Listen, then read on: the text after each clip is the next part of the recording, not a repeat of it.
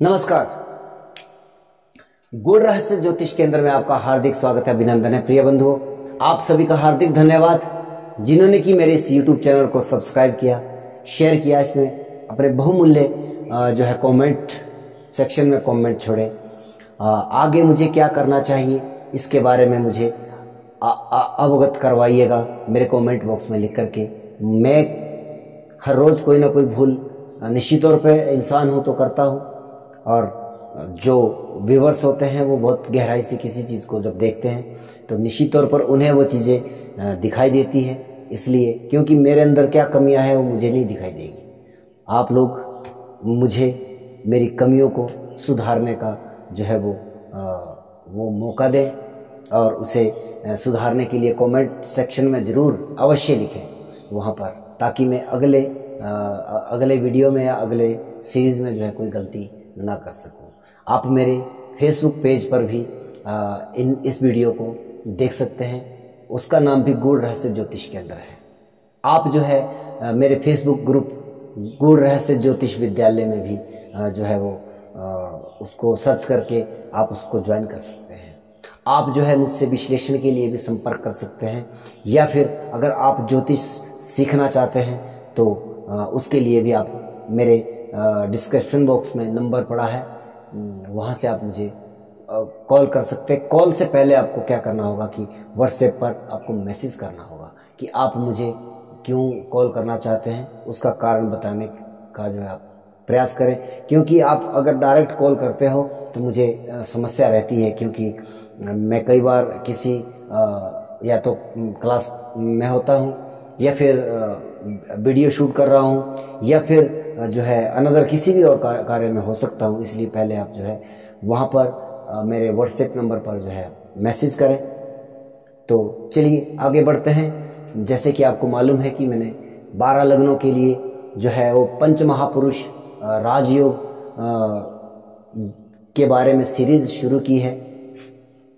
धनु लगन तक मैंने अब तक करवा लिया है। आज बात करते हैं मकर लगन की। पंच महापुरुष राजयोग होता है गुरु का हंस महापुरुष राजयोग, शुक्र का मालव्य, मंगल का रोचक, शनि का शश, बुध का भद्र। तो यह राजयोग निर्मित कब होता है? जब आपके केंद्र में यह 5 में से कोई भी ग्रह अपनी राशि का या उच्च राशि का स्थापित होता है, तब उसका उससे पंच महापुरुष राजयोग की संज्ञा दी जाती है। अब उसके परिणाम कैसे रहेंगे या किस लगन के आधार पर उसका शुभाशुभ फल आपको प्राप्त होगा, क्योंकि हम लोगों के दिमाग में राजयोगों का मतलब कई प्रकार का होता है। हम जब कभी किसी ज्योतिष के पास जाते हैं, वह कहता है कि आपकी कुंडली में राजयोग है। प्रभु आप जरा एक बार विचार करिएगा कि हम लोग उसको सरकारी नौकरी या व्यवसाय से जोड़ते हैं, तो ऐसा बिल्कुल भी नहीं है। राजयोग का एक अपना फल है, और नौकरी का एक अपना कॉन्सेप्ट है, धन का एक अलग कॉन्सेप्ट है। एक धन योग होता है, आपकी कुंडली में सरकारी नौकरी का योग वो एक अलग चीज होती है, राजयोग एक अलग चीज होती है। राजयोग का मतलब होता है नेतृत्व करना। वो किसी भी फील्ड में वो किसी भी सब्जेक्ट में आप किसी का नेतृत्व कर सकते हो। अगर आप किसी स्कूल के प्रिंसिपल हैं तो वह एक राजयोग है। आप किसी संस्था के अध्यक्ष हैं, वह एक राजयोग है। आप उसके सचिव हैं, वह एक राजयोग है। आप उसके कोषाध्यक्ष हैं, वह एक राजयोग है। या आप कोई एमएलए हो, एमपी हो, मुख्यमंत्री हो, प्रधानमंत्री हो, सांसद हो, ये तो खैर बहुत बड़ा राजयोग है। तो इसे राजयोग की कैटेगरी में रखिएगा। अनदर पार्ट, अगर आप किसी के पास पूछ रहे हो कि नौकरी का योग है, तो एक ये अलग कॉन्सेप्ट है। हमारे ज्योतिषी लोग यहाँ पर कई बार बहुत बड़ी भूल कर देते हैं कि किसी कुंडली में राजयोग देखा, कह दिया कि आपका तो राजयोग वो घटित हो रहा है, परंतु उसमें बहुत बड़ा अंतर होता है। हमारे यहाँ पे कहते थे कि उत्तम खेती मध्यम व्यापार निखिद चाकरी करे गंवार। आज के समय में अब हमारे उन पूर्वजों को या हमारे बुजुर्गों को क्या पता था कि भविष्य काल में वो सरकारी नौकरी की होड़, और उसमें इतना सारा धन, इतना सारा पैसा मिलेगा कि आपको 60-70 हज़ार रुपये की सैलरी या 1-1 लाख रुपए की, 1.5 लाख रुपए की सैलरी आपको घर बैठे या आप अपने आसपास के ही किसी स्कूल में या किसी भी कार्यालय में नौकरी कर रहे हैं तो आपको वहाँ पे वो सैलरी मिलेगी। तो इसलिए नौकरी के लिए हमेशा जो है वह छठे भाव को वो देखा जाता है, सेवाओं का भाव है, तो उसको राजयोग तो नहीं कहा जा सकता, वो राजयोग नहीं है। चलिए बात करते हैं मकर लगन की। मकर लगन में सबसे पहले शश नाम का पंच महापुरुष राजयोग, और ये जो है यहाँ 2 भावों में ये जो है ये निर्मित हो रहा है, 2 भावों में ये निर्माण कर रहा है। मकर लगन के लिए वह लग्नेश भी है, द्वितीयेश भी है, और ये एक बहुत शानदार योग निर्मित कर रहा है शश पंच महापुरुष राजयोग। वनस्पत लगन के ये 10वें भाव में अगर निर्मित हो रहा है तो यह एक उच्च कोटि का राजयोग है। हालांकि लगन में भी एक सर्वश्रेष्ठ है। ऐसा व्यक्ति सेवाओं के क्षेत्र में, सर्विसेज के क्षेत्र में, ये एक आप यहाँ पर कह सकते हैं कि इस राजयोग का ये मतलब आप निकाल सकते हो क्योंकि शनि जो है वो ऑल ओवर कर्म का कारक है। यहाँ पर मेहनत, श्रम आदि से भी अधिक लाभ प्राप्ति की संभावनाएं शनि देता है। अगर आपने जीवन में ईमानदारी के दम पर, अपने ऑनेस्टी के दम पर आप मेहनत करते हो, आपको उसका कई गुना लाभ प्राप्त होगा। लेकिन कई बार क्या होता है कि कुछ लोग कहते हैं कि हमने मेहनत तो 100 रुपये की लेकिन मुझे जो है लाभ केवल 10 रुपये का हुआ। परंतु ऐसे शनि जब शश योग बना करके आपकी कुंडली में, वह भी तब जब वह लगनेश होकर के ऐसा राजयोग बना रहे हैं। व्यवसायिक क्षेत्र में क्योंकि कर्म का कारक है और 10वें भाव में उचका हुआ है, लग्नेश का 10वें भाव में जाना 10वें भाव को बल प्रदान कर रहा है। इस भाव में ये अनेक व्यवसाय के क्षेत्र में, जिस भी व्यवसाय में ये, हालांकि उसके बाद जो है शुक्र के ऊपर भी डिपेंड करता है कि शुक्र क्या आपको आश्वासन दे रहा है कुंडली के अंदर, परंतु यह एक बहुत ही शानदार, आप व्यापारी वर्ग के लिए या आप जो है आर्किटेक्ट, वास्तु या जैसे बिल्डर आदि जो होते हैं वो सब शनि से देखे जाते हैं। बहुत ही शानदार योग ये निर्मित कर रहा है। इसके साथ साथ यहाँ पर शुक्र का मालव्य भी निर्मित हो रहा है, और शुक्र इस कुंडली में सर्वश्रेष्ठ सर्वोपरि ग्रह है, क्योंकि आपका पंचमेश भी है, दशमेश भी है। आपके कर्म क्षेत्र का एक निर्धारण करने वाला ग्रह शुक्र है। निश्चित तौर पर यह शुक्र जो है मालव्य राजयोग, सर्वश्रेष्ठ राजयोग आपकी कुंडली में निर्माण कर रहा है, अगर आपकी मकर कुंडली में 10वें भाव में ये विराजित है तो। दूसरी बात कि शुक्र जो है वो वाहन, मकान, लग्जरी, सुख, सौभाग्य, ऐश्वर्य, भोग, विलास और गीत संगीत या फिर जो है यहाँ पर सिने जगत में, एक्टिंग की दुनिया में, ये शुक्र जो आपको इन सब चीज़ों में से जो है आपको निश्चित तौर पर कोई ना कोई एक बड़ा लाभ और बड़े व्यक्ति इस कार्य के माध्यम से आप बन सकते हो। ये एक सर्वश्रेष्ठ योग यहाँ पर बन रहा है। दूसरे में अब मैं यहाँ पर अनौपचारिक तरीके से, औपचारिक तरीके से जो राजयोग आपको महसूस होंगे, लेकिन उसके परिणाम घातक भी हो सकते हैं। जैसे कि रोचक, यहाँ पर मंगल यहाँ पे उच्च का हो रहा है, रोचक, लेकिन ये मंगल त्रिषडाय है, मत भूलिएगा। जब इसकी दशा अंतरदशा आएगी और मंगल त्रिषडाय के साथ साथ जो है वो बाधक ग्रह भी, और बाधक ग्रह का परिणाम लगन के अंदर सबसे ज्यादा नकारात्मक कहा गया है। त्रिषडाय भी है और त्रिषडाय लगन में बैठा है। निश्चित तौर पर इस समय में ये जब दशा अंतरदशा में घटित होगा, आपको मृत्यु तुल्य कष्ट का सामना यहाँ पर करना पड़ सकता है। अगर यहाँ पर शनि, शुक्र, बुध आदि ग्रह की दृष्टि आदि ना पड़ रही हो तो ये ज़्यादा घातक परिणाम लेकर के आ सकता है। इसलिए यह राजयोग नहीं बल्कि एक निकृष्ट योग निर्माण कर रहा है। मैं एक अलग प्रकार का सब्जेक्ट दे रहा हूँ। कभी मत उछलिएगा कि कोई ग्रह उच्च का हुआ है, बल्कि ये सोचिएगा कि वो किस भाव का स्वामी होकर के उच्च का हुआ है।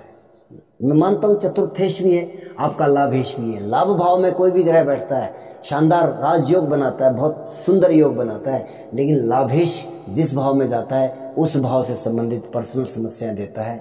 ये चतुर्थ दृष्टि आपकी यहाँ पर डाल रहा है और इस भाव पे भी डाल रहा है, अष्टम दृष्टि आपकी यहाँ पर डाल रहा है। तो ये एक बहुत घातक परिणाम लेकर के आपको ये मंगल दे सकता है। चतुर्थ भाव से संबंधित परिणाम भी देगा आपको, भूमि जायदाद आदि की जो है वो बहुत सारी प्रॉपर्टियां आपको देगा, इसमें कोई संदेह नहीं है, इसमें कोई संदेह नहीं है। आप भूमि का कार्य करेंगे, अगर आप जो है आर्मी पुलिस आदि के क्षेत्र में जाते हो, उसमें बहुत सर्वश्रेष्ठ उच्च स्तरीय, मैं कहता हूं कि ऐसे व्यक्ति को जाना ही उसी फील्ड में चाहिए, क्योंकि इस मंगल की एनर्जी को कहीं ना कहीं जो है वो इन्वेस्ट करना पड़ेगा। अगर ये पड़ी पड़ी रही तो ये ज़्यादा घातक बन जाती है।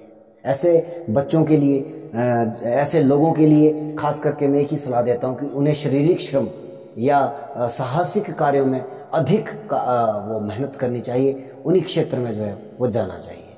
अगर ऐसे व्यक्ति किसी ऑफिशियल वर्क में या क्लरिकल जॉब आदि में है तो वो बहुत नकारात्मक होगा, क्योंकि 24 घंटे ये आपको, पहली बात तो ये मंगल है, पावरफुल है, बहुत ताकतवर हो गया, गुस्सेल बना देगा, लड़ाई झगड़े का कारक है, आपको झगड़ालू बना देगा। तो इसको आप रोचक नहीं रोचक राजयोग का दर्जा दे दीजिए। चतुर्थ में भी बना रहा है ये मंगल, यहां पर भी आप जो है सिमिलर सिचुएशन बना लीजिए, क्योंकि त्रिषडाय भी है और माता के भाव में बैठा है। तो हालांकि वहां से भी वो माता के भाव को दृष्टि दे रहा था, पत्नी के भाव को भी दृष्टि दे रहा था लगन में बैठ करके यहाँ से। तो जब भी इसकी दशांतर, क्योंकि त्रिषडाय है, पत्नी के साथ संबंध बिगाड़ देगा, अपनी दशांतर दशा में माता के साथ संबंध बिगाड़ देगा, या इन दोनों में इनकी जो है इनके स्वास्थ्य को नुकसान पहुंचा देगा। आपके खुद का स्वास्थ्य ठीक नहीं रह पाएगा, आप खुद ही अपने आप को जो है वो चोट चपेट आदि के दायरे में आ जाते हैं। लेकिन मंगल अगर यहाँ पर बैठा है तो आप जो चतुर्थ भाव से संबंधित, क्योंकि यहाँ पे हम माता को देखते हैं और यहाँ से पत्नी को भी देख रहा है, पत्नी भाव को चतुर्थ दृष्टि से। हालांकि दशम भाव में बैठा है, सास के साथ थोड़ी अनबन हो सकती है, वो एक अलग कॉन्सेप्ट है। पत्नी के साथ भी यहाँ पे गड़बड़ हो रहा है, माता के साथ भी गड़बड़ हो रहा है। तो यहाँ पर हालांकि आपका खुद का स्वास्थ्य यहाँ पर इतना नकारात्मक नहीं होगा, वो एक अलग प्रकार का कॉन्सेप्ट होगा। अगर आपका स्वास्थ्य की आपकी भी कोई समस्या है तो आपका छठे भाव या लग्नेश की स्थिति को और जांचना पड़ेगा। लाभ भाव में दिख रहा है, बड़े भाई आदि से भी आपका वाद विवाद हो सकता है, पत्नी से भी वाद विवाद हो सकता है, उनके स्वास्थ्य को लेकर के समस्या हो सकती है। देखिए ये ऑल ओवर कुंडली देख करके बताया जा सकता है, लेकिन मैं अकेले इस मंगल की बात कर रहा हूँ मकर लगन के लिए, तो ये अरिष्ट कारक समस्याएं क्रिएट करेगा। इसलिए ये यहाँ पर रोचक नहीं रोचक नाम का पंच महापुरुष राजयोग निर्माण कर रहा है। अच्छा, अब यहाँ पर गुरु बना रहा है, गुरु हंस महापुरुष राजयोग, लेकिन कंडीशन गुरु के साथ मिलेगी। निश्चित तौर पर इसकी दृष्टि को अमृत मानिए, लेकिन स्थान हानि करो जीवा, तो सप्तम भाव में बैठा है तो विवाह डिले करवाएगा। चलिए ये एक अलग कॉन्सेप्ट है। अब यहां पर ये त्रिषडाय है, तो जब इसकी दशाएं एक्टिवेट होगी तब की मैं बात कर रहा हूं, तब आप इसकी दृष्टियों को भी नकारात्मक कंसीडर करिएगा। हालांकि नैसर्गिक तौर पर यह बहुत शुभ फल लेकर के आ रहा है, बहुत शुभ। अगर आपका विवाह देर से भी होता है तो आपके घर गृहस्थी, आपके जीवन में ये चार चांद लगा देगा आपके गृहस्थ जीवन के सुख में। लेकिन जब इसकी दशाएं एक्टिवेट होंगी, क्योंकि नैसर्गिक और तात्कालिक ये दो प्रकार के परिणाम होते हैं कुंडलियों के। नैसर्गिक क्या, नैसर्गिक का परिणाम नैसर्गिक तरीके से। अब ये नैसर्गिक शुभ ग्रह हैं तो आप इसकी दृष्टियों को, इसके बैठने को, इसकी प्लेसमेंट को भी आप जो हद तक अच्छा मान लीजिए, क्योंकि ये उच्च स्थितियों में है। इसकी दृष्टियां लाभ भाव पर पड़ रही है। निश्चित तौर पर नैसर्गिक तौर पर आपका जीवन एक लाभकारी जीवन है। आप जो है अनंत लाभ प्राप्त करोगे, मेहनत आप बहुत अच्छी करोगे। तीसरा भाव है, सप्तम भाव है, आपका व्यापार आदि में भी अच्छा रहेगा। लेकिन जब इसकी दशाएं एक्टिवेट होगी तो पत्नी के लिए, छोटे बड़े भाइयों के लिए भी प्रॉब्लम क्रिएट कर जाएगा। और आपके लगन को देख रहा है तो वहाँ पर भी ये आपके स्वास्थ्य को लेकर के दिक्कत परेशानी अवश्य देगा। लेकिन गुरु है, दशाओं में नकारात्मक है तो है। आप इस चीज़ को, अगर मैं गलत कह रहा हूँ, मकर लगन के जातक का अगर सप्तम भाव में गुरु है, आप देख लीजिएगा उसकी दशा अंतर्दशा, आप सर्च करके देखिएगा। बिना रिसर्च के जो है मैं कोई बात नहीं करता हूँ। जब कोई परिणाम मैंने देखा है मैं उसके अकॉर्डिंग बात कर रहा हूँ। तो यहाँ पर जो है इसकी दशा अंतर्दशाएं जो नकारात्मक जाएगी। बाकी ऑल ओवर बहुत शानदार, सप्तम भाव में बैठा है, कोई दिक्कत नहीं है। ये अपने जो है वो कारकत्व में वृद्धि करेगा। नैसर्गिक तौर पर शुभ परिणाम देगा, आपको धार्मिक व्यक्तित्व प्रदान करेगा। आप एक धर्म कर्म के कार्य में तल्लीन रहोगे। आप हो सकता है कि कोई धर्म गुरु का पद प्राप्त करो। तो ये हंस महापुरुष राजयोग का एक जो है परिणाम यहाँ पर देखने को मिल रहा है। चलिए, वीडियो को अंत तक देखने के लिए हार्दिक धन्यवाद। जय सिया राम।